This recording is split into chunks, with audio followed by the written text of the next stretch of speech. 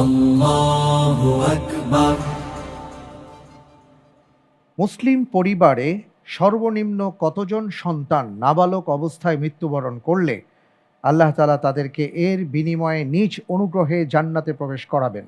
এ, একজন, বি, দুইজন, সি, তিনজন, ডি, একজন ছেলে ও একজন মেয়ে।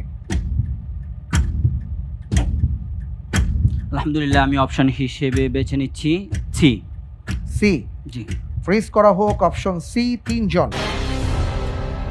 আপনি উত্তর দিয়েছেন তিনজন।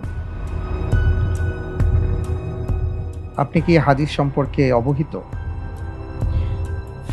জি, যেমন হযরত আয়েশা রাদিয়াল্লাহু তাআলা আনহা থেকে একটা হাদিস, এই একই টাইপের একটা হাদিস আছে।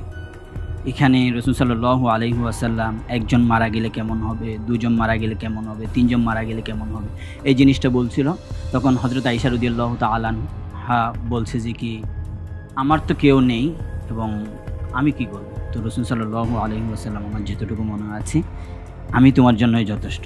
সুবহানাল্লাহ। আপনি যে উত্তরটি দিয়েছেন আপনার উত্তরটি সঠিক হয়নি।